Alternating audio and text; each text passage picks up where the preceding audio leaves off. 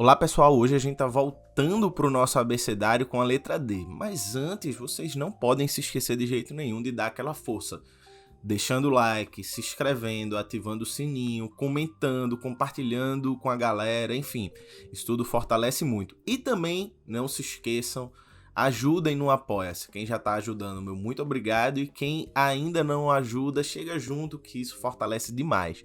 Sem mais delongas, vamos lá para a letra D de ditadura do proletariado. Bem, pessoal, a letra D, né, de ditadura do proletariado é um conceito que a liberalzada adora pegar para dizer que o marxismo e o comunismo são autoritários, totalitários e todo tipo de ário que você e termo negativo e pejorativo que você queira imaginar. A liberalzada pega principalmente o termo da ditadura do proletariado para descer o pau nos comunistas, nos marxistas, etc, né?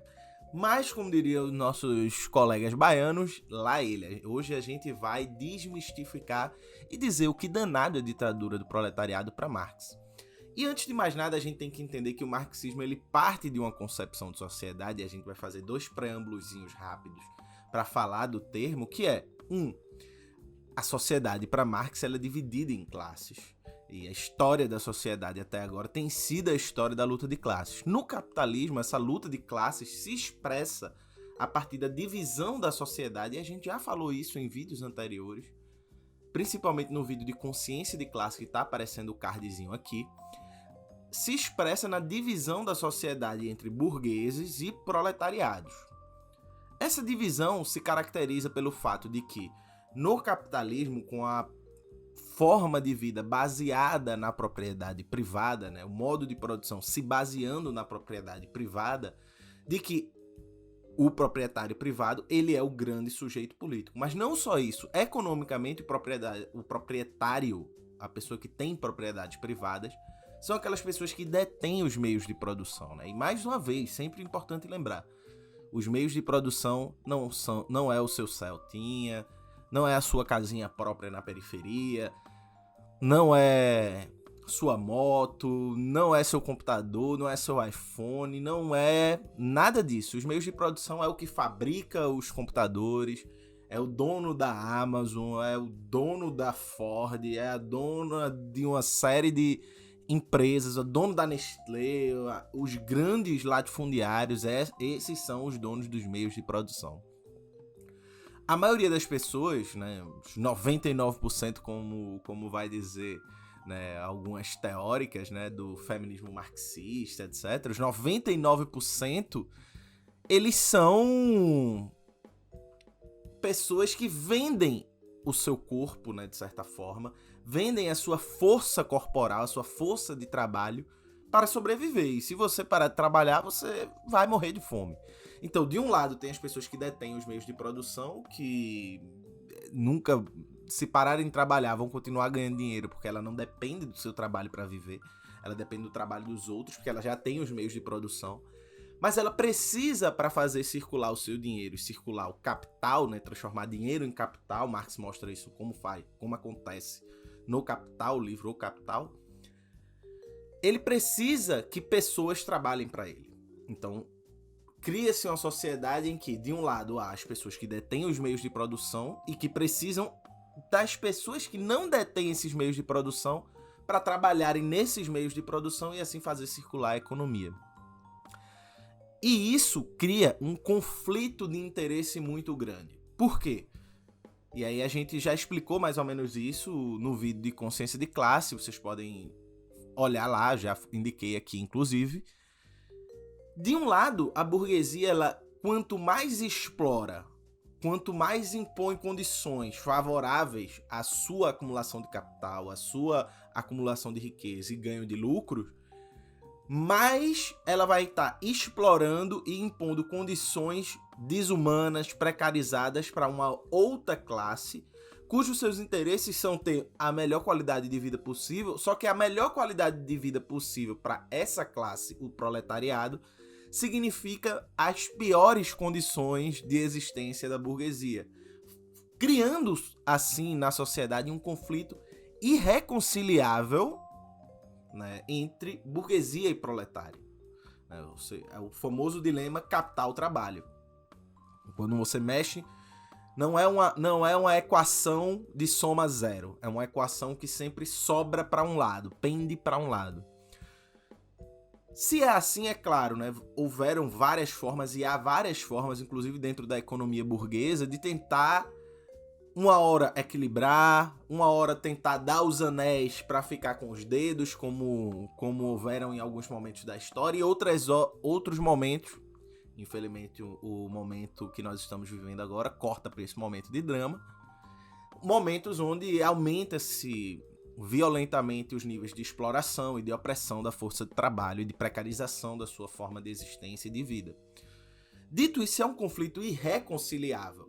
E o pior, a própria forma de produção do capital, pela queda tendencial da taxa de lucro, por um lado, problemas na economia do cuidado, da reprodução humana, etc. Né? Então, as feministas marxistas vão falar muito isso, Silvia Frederici, etc.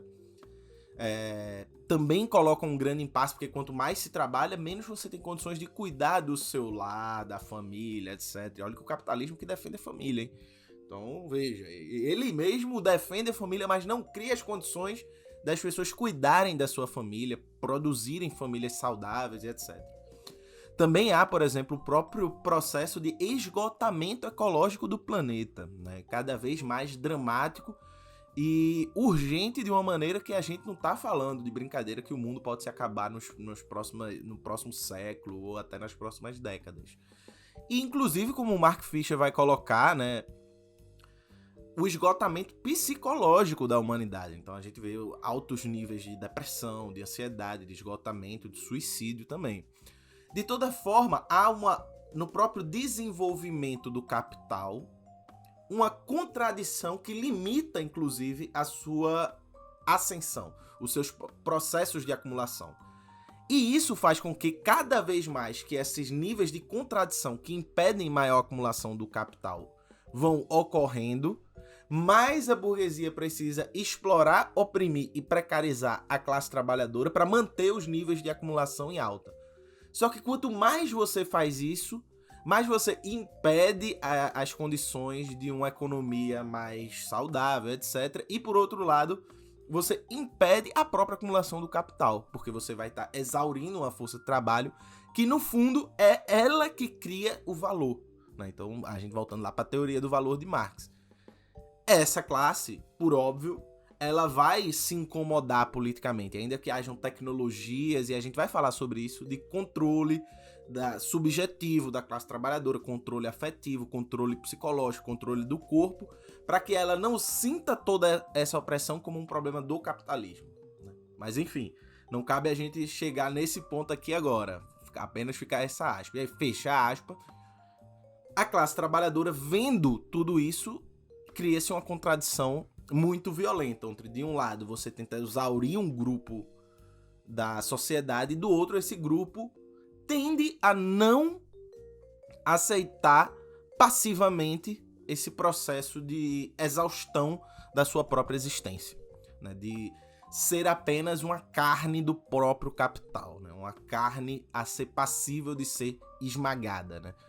Enfim, essa contradição faz com que seja percebido na nossa sociedade que a luta de classes e o processo político que a envolve põe pra gente um ponto central, que é, se a classe dominante é a classe proprietária, porque ela detém o poder econômico e esse poder econômico reverbera no poder político, ao contrário do que prega a teoria política liberal e certa teoria da justiça, etc., as instituições e o próprio Estado não são neutros. E veja, ainda que haja nas constituições, nas leis, uma igualdade formal, essa igualdade formal ela não se reverbera numa liberdade e numa igualdade efetiva. Porque se por um lado, por exemplo, todos têm direito de ir e vir, e eu não tenho direito de pagar uma passagem de ônibus, de fato eu não tenho direito de ir e vir. Eu sou impedido de ir e vir porque eu não tenho condições de ir e vir. É o que Hegel vai chamar de uma efetividade. Ou seja, não há efetividade, fica só no campo formal. Então não é uma liberdade efetiva, não é uma igualdade efetiva, não é uma lei efetiva. Do mesmo modo, a igualdade política, ou seja, somos todos cidadãos, né? E o liberalismo não tem problema nenhum em promover a cidadania, porque a cidadania está no campo da formalidade. Todos nós temos o mesmo direito a voto, temos o mesmo direito à participação política, a promulgar nossas ideias e etc, etc, etc. E aí, menos Monark, né, que ele está sendo censurado e é o censurado que mais fala na história da censura mundial. Fecha aspas. Mas, dito isso, essa igualdade aparentemente formal, ela não se reverbera no campo concreto. Isso faz parte, por exemplo, da crítica que Marx vai fazer a Hegel, né? Hegel, que a gente acabou de citar, Marx vai criticar justamente o ponto em que Hegel percebe o Estado como esse espaço de neutralização dos conflitos. Marx vai dizer, não, o Estado é a realização desse conflito na esfera política, na esfera institucional. Então basta a gente ver, por exemplo, lobby de empresas petrolíferas para explorar o meio ambiente, destruir o meio ambiente, flexibilizar leis de proteção ambiental, o lobby de mineradoras para invadir terras indígenas, destruir meio ambiente, etc. O lobby da bancada da ruralista, né, para desmatar e invadir, matar indígenas, todo esse tipo de coisa, né? Enfim, então a gente vê o quanto o lobby da bancada da bala, né? A gente viu isso muito explicitamente agora, né? Com o governo Bolsonaro. Então a gente vê o quanto o poder econômico, ou seja, a pessoa que é dona da Taurus, ela tem muito mais poder político e influência política do que eu. Como é que eu vou fazer ouvir meus interesses, pressionar pelos meus interesses, quando eu, um mero cidadão do Recife, pobre, da periferia do Recife, tô disputando com o dono da Taurus, que tá lá metendo dinheiro no bolso, influência política, pagando campanhas, etc. Como é que vai haver uma igualdade efetiva no campo político e institucional se as próprias instituições estão entrecortadas por essa influência econômica no poder institucional? E para Marx não se trata simplesmente de limpar as instituições ou blindar as instituições do poder econômico. Porque a própria dinâmica da formalidade da igualdade jurídica no capitalismo já parte do princípio do recalcamento, por assim dizer, de uma desigualdade estrutural. Uns são menos sujeitos do que outros. Eu não sou proprietário, portanto eu sou menos sujeito do que o dono da Taurus, do que o latifundiário. E isso já cria uma desigualdade estrutural de se fazer ouvir, de influenciar a sociedade e assim por diante. Porque a forma como eu sou visto é diferente da forma com que um empresário é visto, até do ponto de vista simbólico e subjetivo. Ou seja, essa desigualdade estrutural faz com que o Estado, vai afirmar Marx, seja o comitê central da burguesia. Então, mesmo que a gente tente blindar ao máximo, e a gente tem que lutar por isso, né? Enquanto não conseguir um processo revolucionário, a gente tem que tentar blindar ao máximo o Estado e as instituições da influência econômica. Mas, ainda que a gente consiga fazer isso ao máximo, isso não toca estruturalmente o problema. E aí vem um segundo ponto. Marx percebe, né, e aí se a gente for para a história do termo democracia, que a democracia ela nunca foi vazia de conteúdo. Ela sempre foi uma democracia para. Então você vê, por exemplo, na Grécia Antiga, o berço da democracia, etc. A democracia era para os homens livres. Os homens livres eram participantes da democracia. Eles eram os livres. Portanto, tinham voz. Mulheres, escravos, estrangeiros, não eram pessoas livres, não participavam da democracia. Na democracia burguesa, ainda que haja essa igualdade formal, ela é uma democracia para proprietários, em defesa dos proprietários e em defesa das suas propriedades. Então você pode fazer qualquer coisa na democracia burguesa, menos imaginar uma outra forma de nós vivermos. E tudo vai ser feito para conservar essa forma que nós vivemos. Então, de certa forma, a democracia burguesa é uma democracia para a burguesia. Isso não significa que não haja tensões e não haja disputas e que nós não tenhamos que disputar dentro dessas disputas e alargar o campo da democracia burguesa, tentar favorecer ao máximo o nosso campo e a classe trabalhadora. Mas a gente tem que entender que isso há um limite a ser tensionado.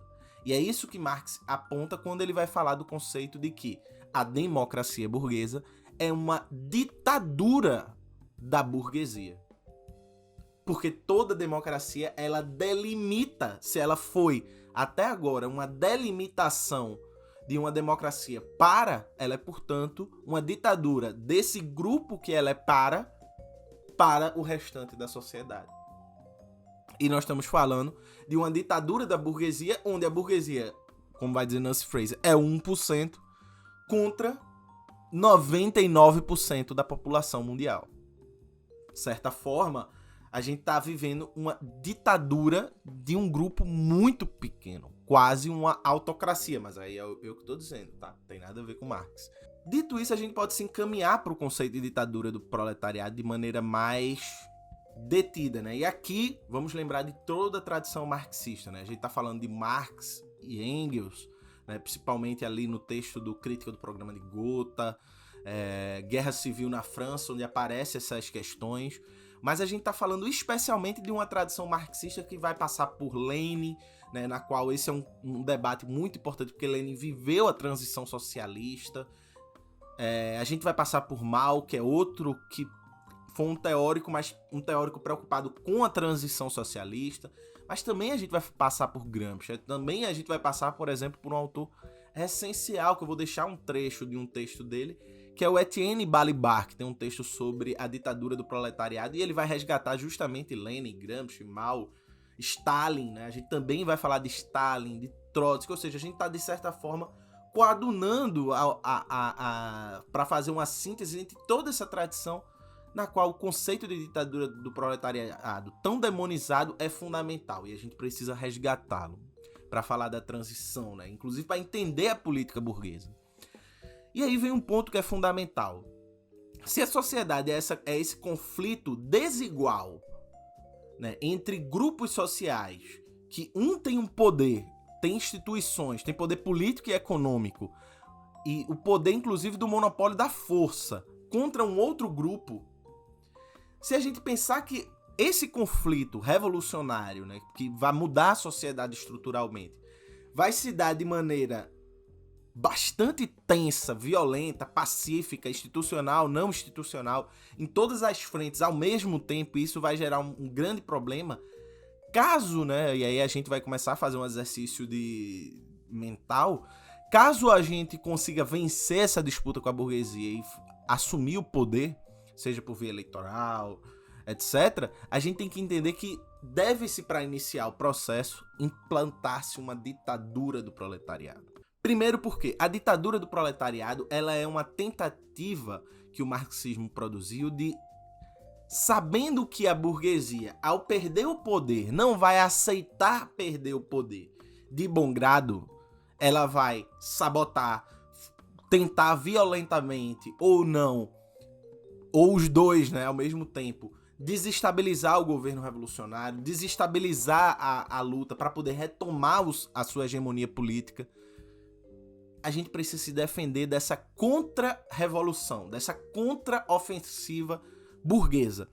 Para isso, a gente precisa produzir uma ditadura do proletariado, ou seja, produzir um espaço, um campo político onde a hegemonia política não seja mais da burguesia, mas seja do proletariado. Ou seja, o proletariado assumir o comando da hegemonia econômica, da hegemonia política e da hegemonia do uso da força, do monopólio do uso da força.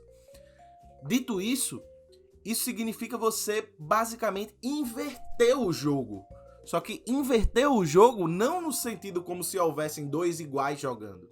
Nós estamos falando de colocar o 1% submetido aos 99%. Isso é a ditadura do proletariado.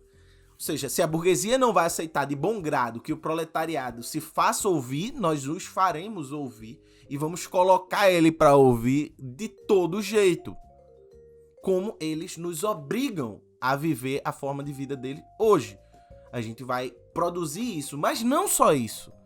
A ditadura do proletário, ela também visa, e é fundamental que o faça, um desmonte desse aparato e dessa estrutura burguesa. Ou seja, se essa estrutura estatal, a gente viu, mesmo que blindada, ela ainda é burguesa, a gente precisa produzir um desmonte dessas instituições burguesas para produzir formas proletárias de gestão, de controle, de uso do monopólio da força e assim por diante. Isso tudo visando a melhor forma possível de tocar uma gestão proletária de um Estado, da nação, visando a defesa da revolução, que será contra-atacada pela burguesia. Não tenhamos ingenuidade. E aqui talvez marque a diferença entre uma perspectiva anarquista e a perspectiva comunista. Os comunistas entendem que essa transição da qual a ditadura do proletariado é parte fundamental, ela ocorre porque a burguesia não vai perder e vai embora para casa assumir. Ela vai ficar, de certa forma, na frente dos quartéis, só que muito pior, né? Vai movimentar todo o seu poderio, que ainda não vai sumir de uma hora para outra, para desestabilizar e derrotar a revolução vencida. Não dá para você simplesmente, no outro dia da revolução, uma sociedade sem classes, fim do Estado, fim da família, fim de tudo e construir outra coisa nova. Como se fosse por um decreto. Você precisa continuar vencendo a burguesia em vários níveis e sob outra condição agora. E, ao mesmo tempo, em paralelo a isso, desmontando essas estruturas burguesas que sustentam o poder burguês para produzir formas de poder político, de gestão política e de gestão econômica proletárias, até que a gente consiga chegar numa sociedade sem classes ao derrotar definitivamente a burguesia. Então, de certa forma, o conceito de ditadura do proletariado ele é fundamental, partindo de alguns princípios, para a gente resumir. Se a sociedade é dividida em classes, e essas classes têm interesses tão antagônicos que são irreconciliáveis, e a disputa política por essas classes significa que nenhuma pode abrir mão dos seus interesses sem que isso afete necessariamente a sua existência enquanto tal, esse conflito entre essas duas classes será um conflito até as últimas consequências. Dito isso, a burguesia, ainda que seja derrotada politicamente, ela não será derrotada em seu poder completamente. Ela ainda vai ter muita força política, econômica, etc. Ela pode até perder sua hegemonia, mas ela não perde a sua força completamente. É preciso que essa derrota avance em outras derrotas sobre uma nova condição. É isso que a ditadura do proletariado visa criar, as condições para uma hegemonia proletária, para que sob uma hegemonia proletária, o proletariado tenha condições de, organizado sob uma forma de um Estado proletário, de um partido proletário, etc., conseguir derrotar definitivamente não só a burguesia, como os aparatos ideológicos institucionais da burguesia. Ideológicos institucionais e bélicos da burguesia. A gente precisa derrotar a burguesia em todos esses níveis. Para aí sim a gente começar a construir uma sociedade sem classes, emancipada do jugo do capital completamente, né? Mas para isso a gente precisa de um ponto de vista estratégico, concreto, e não porque eu acho legal, né? Não é uma questão de achar legal, bonito ou feio, é uma questão prática. Ainda que não seja a melhor solução do ponto de vista do idealismo, de uma ideia de uma revolução pacífica ou de um socialismo democrático, de um ponto de vista efetivo das forças políticas e de como a história mostra vários momentos de golpes, de ofensivas burguesas, por mínimos de avanços sociais que se tentou, a necessidade prática, estratégica da ditadura do proletariado como horizonte de força organizativa da classe trabalhadora no seu processo de vitória absoluta e concreta sobre a burguesia. E aí sim, após essa vitória concreta e absoluta pela burguesia, o fim do próprio proletariado. Pois o comunismo vai, como uma sociedade sem classe, o próprio proletariado se desfaz nesse processo, né? É uma imagem meio bonita, né? O proletariado luta para se afirmar e, ao se firmar, ele se desfaz na sua vitória, na produção de uma sociedade completamente humanizada. Por isso que Marx vai dizer que o fim da luta de classes é o fim da pré-história da sociedade. Marx não tem um fim da história, é o fim da pré-história da sociedade. De uma pré-história que é marcada pela exploração do homem sobre o homem. Agora não. Com essa sociedade sem classes, a gente marca o início de uma nova história. Da história de uma sociedade onde que não mais os seres humanos explorem outros seres humanos. E aí, outros problemas se inaugurarão, outros continuarão, e a gente vai ter que lidar com muito trabalho, com muita crítica e etc., nessa nova fase da humanidade, que eu espero que a gente consiga chegar lá e ver alguma coisinha, né? Mas enquanto isso, nos organizemos para a gente produzir esse tão belo futuro hoje. Até a próxima, pessoal.